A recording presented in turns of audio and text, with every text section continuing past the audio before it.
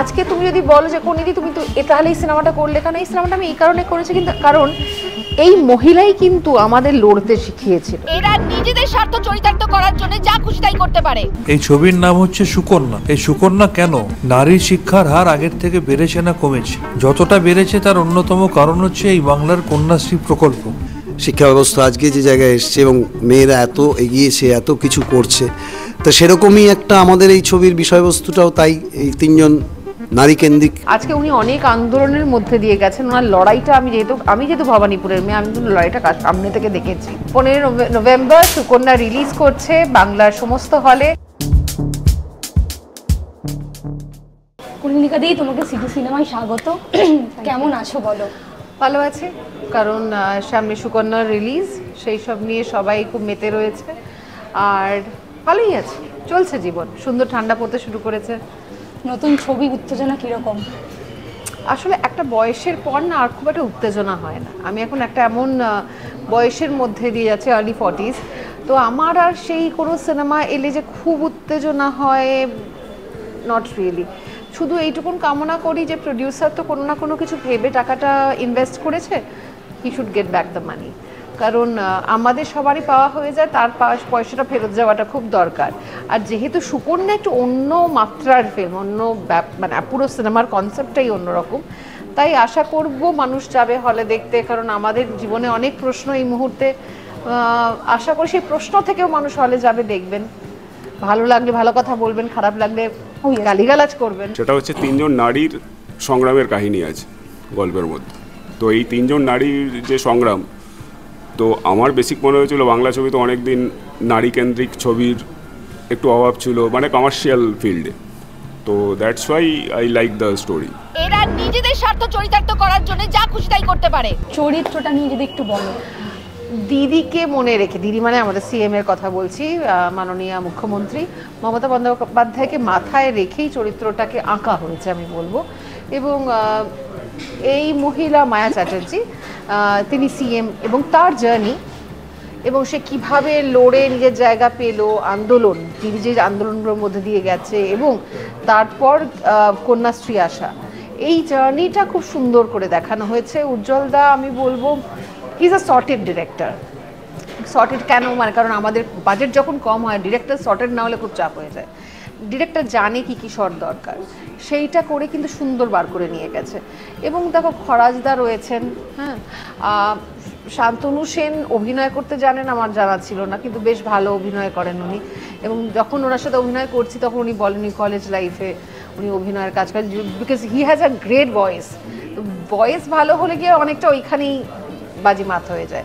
গোপালপুরের সমস্ত জমি ফসলি জমি। দেখুন, আপনাকে অতীতের সাথে তুলনা করতে হবে। আপনি যদি এই বাংলার পার্সপেক্টিভে দেখেন, তাহলে বাংলায় অতীতে শিক্ষার হার যা ছিল এবং মহিলাদের শিক্ষার হার যা ছিল, বর্তমানে কিন্তু সেটা অনেক বেড়েছে। আজকে বিভিন্ন প্রকল্পের মধ্যে দিয়ে নারীদের ক্ষমতায়ন করা। অন্যদিকে আগে একটা টেন্ডেন্সি ছিল যে বাড়ির মেয়েরা, কন্যারা, তারা পড়াশোনা করতো না, বা একটা সার্টেন স্টেজের পর তারা ড্রপ আউট করতো। আজকে সেই টেন্ডেন্সিটা কিন্তু অনেক কমেছে। আজকে মহিলারাও যথেষ্ট পড়াশোনাতে এগোচ্ছে। তারাও IPS, IAS, doctor, engineer, lawyer, উকিল, ব্যারিস্টার, বিভিন্ন প্রথিতযশা মহিলারা আমরা জানি, যারা নিজেদের প্রফেশনে যথেষ্ট সফল হচ্ছে। রাজ্যের গরিব মেয়েদের পড়াশোনার জন্য অনুদানের নাম হবে সুকন্যা। এবং আমি বলবো যে ইট ওয়াজ আ লার্নিং ফর মি, কারণ আমরা বিভিন্ন জায়গায় শ্যুট করেছি। আমি না একদম পলিটিক্স সম্পর্কে জ্ঞান রাখি না, মানে আমার গায়ে কিন্তু কোনো পলিটিক্যাল রং নেই, মানে না, মানে আমি কোনো রঙে নেই, আমি কালো, মানে সেই জন্য ব্ল্যাক পরে এসছি আজকে, আমি কোনো রঙে নেই। আমি যে কারণে আমার কি হয়েছে, ওইখানে যাওয়ার পরে অনেক পলিটিক্যাল মানুষের সঙ্গে আলাপ হয়েছে। আমি দিদির অ্যাকচুয়ালি আন্দোলনের গল্প শুনতে পেয়েছি, মানে যখন আমি স্বপন দেবনাথকে মিট করি, উনিও একজন মন্ত্রী মহাশয়, তবে তিনি যখন ওই আন্দোলনের গল্প বলেন, সেগুলো আমাকে কোথাও গিয়ে ভাবিয়েছে, নাড়িয়েছে। এবং চরিত্রটাকে যখন আমার চরিত্রতে রক্ত মাংসের তৈরি করতে হবে, সেটা করতে সাহায্য করেছে। তিনজন নারীর সংগ্রামের ছবি এটা।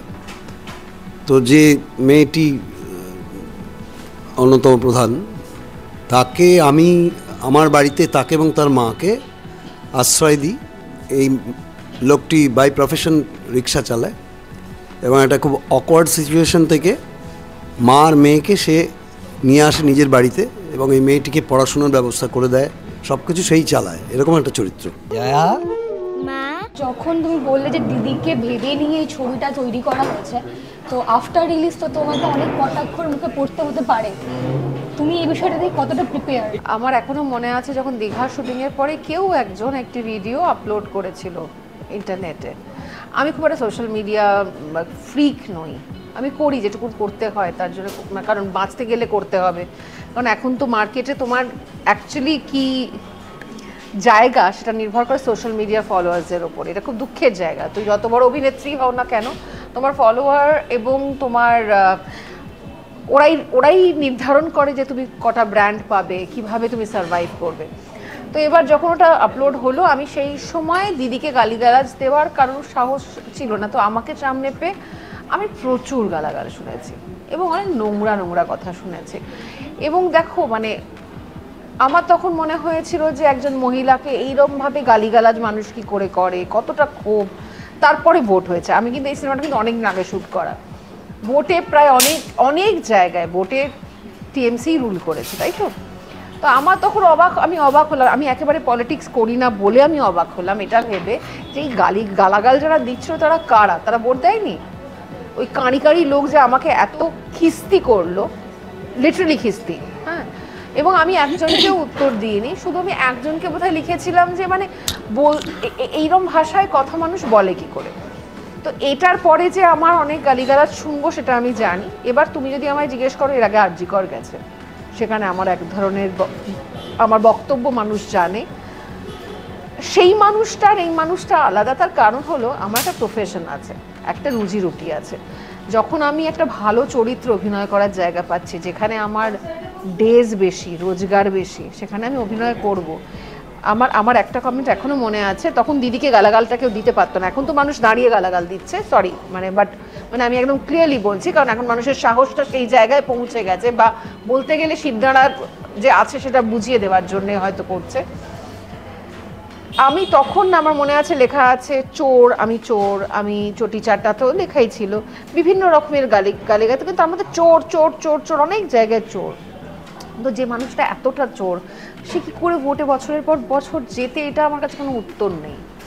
ফার্স্ট অফ অল এই ছবির যিনি প্রডিউসার মিস্টার সমীর মণ্ডল, তো তিনি আমাকে অফার দিয়েছিলেন যে এরকম একটা ছবির গল্প আছে, প্ল্যান করেছি, তো এটা কীভাবে করা যায়। দেন সেটা ডিসকাশন অ্যান্ড এভরিথিং, তো আই লাইক দ্য স্টোরি, তারপর সেটার ডেভেলপমেন্ট হয়, সেইভাবেই পরিকল্পনা শুরু হয়। পরিচালককে নিয়ে বলবো, আমার উজ্জ্বলের সঙ্গে এটা আমার প্রথম কাজ।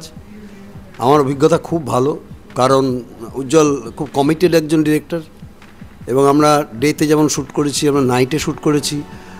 আমি দেখেছি ওকে যে কতটা পরিশ্রমও করে, প্রত্যেকটা শট নিয়ে কীভাবে ভাবে, কীভাবে কাজ করে, খুব ভালো লেগেছে। আরেকটা কথা বলবো আমি, যে আমাদের ছবির মানে আমাদের এই ছবির এই যে হাউস, আমাদের আরপি মুভিজের আমাদের সমীর মণ্ডল, যিনি কেবি মুভিজের সমীর মণ্ডল, তো আমাদের আমি যেটা আমার অভিজ্ঞতা এত বছরে আমি দেখেছি, একজন প্রডিউসার তিনিও কিন্তু আমাদের সঙ্গে সারা রাত ধরে শুটিংয়ে থেকেছেন, প্রচুর পরিশ্রম করেছে। কাজে এই পুরো টিমটার কাছেই আমি বলবো যে আমার খুব ভালো এক্সপিরিয়েন্স হয়েছে। কলাকুশলী যারা আছেন তারা তো অনেকেই, সকলেই আমার পরিচিত, সেটা তো এমনি খুবই ভালো, তাদের কমিটমেন্ট নিয়ে কোনো কথা বলার নেই। আমরা দর্শককে একটাই কথা বলবো, সবাইকেই বলবো, যে একটু আগে দাদা যেটা বললেন যে আমাদের শিক্ষা ব্যবস্থা আজকে যে জায়গায় এসছে এবং মেয়েরা এত এগিয়েছে, এত কিছু করছে, তো সেরকমই একটা আমাদের এই ছবির বিষয়বস্তুটাও তাই। এই তিনজন নারীকেন্দ্রিক একটা ছবি, যেটা ভেবেছে উজ্জ্বল এবং সমীর, এবং সেটা হয়েওছে। তো আমরা দর্শককে বলবো যে এটা দেখুন, দেখে এসে আমার মনে হয় যে যারা দেখবেন, বিশেষ করে নারী, তাদের কাছে খুব ইন্সপায়ারিং হবে। না, মেন যে জিনিসটা যেটা বলা প্রয়োজন, যে এই ছবির উদ্দেশ্যটা কি। এই ছবির নাম হচ্ছে সুকন্যা। এই সুকন্যা কেন, এই যে প্রশ্নটা আপনি করছেন, যে নারী শিক্ষার হার আগের থেকে বেড়েছে না কমেছে, যতটা বেড়েছে তার অন্যতম কারণ হচ্ছে এই বাংলার কন্যাশ্রী প্রকল্প। যে কন্যাশ্রী প্রকল্পের মধ্যে দিয়ে একসময় শুধু ক্লাস 8 অবধি ছিল, পরবর্তী ক্ষেত্রে ক্লাস 12 অবধি ছিল, আজকে কিন্তু মাধ্যমিক, উচ্চ মাধ্যমিক, graduation, post graduation, post doctorate একটি মেয়ে যতদিন পড়াশোনা করবে ততদিন সে সরকারি পরিষেবা পাবে। এবং আমরা জানি যে এই কন্যাশ্রী প্রকল্প কিন্তু আন্তর্জাতিক স্তরে বিশ্ববন্দিত হয়েছে। নেদারল্যান্ডের হেগ শহরে এই কন্যাশ্রী প্রকল্পকে স্বীকৃতি দেওয়া হয়েছে, পুরস্কৃত করা হয়েছে। সুতরাং সেই কন্যাশ্রী প্রকল্পেরই অনুকরণে এখানে যে সুকন্যা, সেখানেও দেখানো হয়েছে যে একটি গ্রামের গরিব মেয়ে যে অর্থাভাবে পড়াশোনা করতে পারছে না, সে সরকারি প্রকল্পের সহায়তার মধ্যে দিয়ে গিয়ে সে সরকারি প্রকল্পের সুবিধা পেয়ে সে আলটিমেটলি উচ্চশিক্ষায় শিক্ষিত হয়ে সে আইপিএস অফিসার হচ্ছে। লক্ষ্যটা কিন্তু এইটা, একদিকে নারী শিক্ষায়ন এবং নারী শিক্ষায়নের ক্ষেত্রে সরকারের সদর্থক ভূমিকা, এবং তারপরে সেই নারী শিক্ষিত হয়ে সমাজকে কিভাবে কন্ট্রিবিউট করছে, এই সমস্তটাই কিন্তু এই সিনেমার মধ্যে দিয়ে তুলে ধরা হয়েছে। 15ই নভেম্বর। না, এখানে আমাকে ওই ডাইরেক্টর জেনারেল অফ পুলিশের চরিত্রে অভিনয় করতে বলা হয়েছিল এবং আমি সেটা খুব স্বাচ্ছন্দ্যে করেছি। যেখানে আপনারা এই বাংলার 2007 সালের যে ঘটনা, সেই সিঙ্গুরের জমি অধিগ্রহণ থেকে শুরু করে সেই সময়ের চিত্র, পরবর্তী ক্ষেত্রে কন্যাশ্রী প্রকল্পকে রূপায়ণ করে মানুষের মধ্যে সেটাকে প্রতিষ্ঠিত করার যে চিত্র, এই একটা দুটো সরকারের ট্রানজিশন ফেজ, আগের সরকার, বর্তমান সরকার। একজন ডাইরেক্টর জেনারেল অফ পুলিশ যিনি আগের সরকারের সাথেও কাজ করেছেন, পরবর্তী সরকারের সাথেও কাজ করেছেন এবং মানুষের জন্য কাজ করার চেষ্টা করেছেন, এরকমই একটি চরিত্রে আমাকে অভিনয় করতে বলা হয়েছিল এবং আমি খুব স্বাচ্ছন্দ্যে সেটা করেছি। আমি ছোটোবেলা থেকে যাত্রা থিয়েটার অনেক করেছি। সিনেমা যদি বলেন সে অর্থে আমি শর্ট ফিল্ম করেছিলাম এর আগে, পূর্ণ দৈর্ঘ্যের সিনেমা এটা প্রথম। এবং আজকে তুমি যদি বলো যে কোনিদি তুমি তো তাহলে এই সিনেমাটা করলে কেন, এই সিনেমাটা আমি এই কারণে করেছি, কিন্তু কারণ এই মহিলাই কিন্তু আমাদের লড়তে শিখিয়েছিল, এই মহিলাই কিন্তু আমাদের ভেতরের আগুনটাকে জ্বালিয়ে দিয়েছিল। এবং আজ যে আমরা জ্বলছি, কারণ সেই শিক্ষায় বড় হয়েছে, তাই আজকের বদলটা আর মানিয়ে নিতে আমরা পারছি না। তো আরজি করের সময় আমি আমার মতো করে কথা বলেছি এবং সেটা আমি, তুমি বলতে পারো অ্যান্টি গভর্নমেন্ট, না আমি অ্যান্টি গভর্নমেন্ট কোনো কথা বলেছি বলে আমার মনে পড়ে না, তবে হ্যাঁ আমি ন্যায় চেয়েছি। তোমার সেই বক্তব্যটা একেবারেই পরিস্থিতির ওপর নির্ভর করেছিল। একদমই তাই, কারণ একজন মেয়ে ওই পরিমাণ নির্যাতিতা হয়েছেন এবং তারপর সে মারা গেছে। এখন দেখো ধামাচাপা দেওয়ার জন্য অনেক কিছুই হবে, আমরা কেউ কিছু করতে পারবো না, সেটা আমরাও জানি। তা সত্ত্বেও মানুষ পথে নেমেছে, তাই না? বেশ, এবার চরিত্রটা নিয়ে যদি একটু শুনি। নিশ্চয়ই।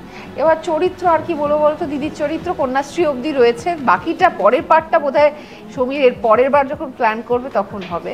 তোমার কেমন লেগেছিল যখন তুমি শুনলে যে এরকম একটা চরিত্রে আমি অভিনয় করব? দেখো, এক্সাইটমেন্ট তো হবে, কারণ আমরা সবাই জানি দিদি কিভাবে নিজের জায়গাটা পেয়েছে, তাই না? আজকে উনি অনেক আন্দোলনের মধ্যে দিয়ে গেছেন, ওনার লড়াইটা আমি যেহেতু ভবানীপুরের মেয়ে, আমি কিন্তু লড়াইটা সামনে থেকে দেখেছি এবং দেখার লড়াই, একজন মেয়ে যখন ওই রকম পুরুষতান্ত্রিক সমাজে লড়ে দাঁড়ায় তখন সে কিন্তু দৃষ্টান্ত তৈরি করে, এবং সেই দৃষ্টান্ত তৈরি করেছিলেন বলেই কিন্তু আমরা কিন্তু মনে প্রাণে তাকে এতটা মনে রেখেছি।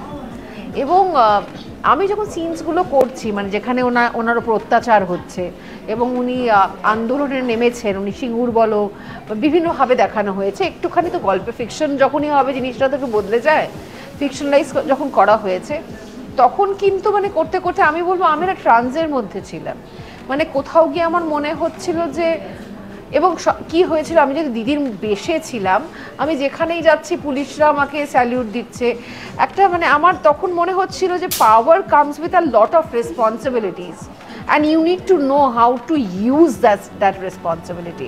তুমি কোথায় ব্যবহার করবে, কিভাবে ব্যবহার করবে, এবং পাওয়ার মানে কিন্তু নির্বুদ্ধিতা নয়, বুদ্ধি দিয়ে পাওয়ারের ব্যবহার হয়। তো সেই কারণে আমার না চরিত্রটা করার সময় কোথাও একটা নিজেকে ভীষণ পাওয়ারফুল এবং কোথাও ভীষণ লড়াকু একজন মেয়ে মনে হচ্ছিল। প্রত্যেকটা দিন আমি শুটিংয়ের এনজয় করেছি।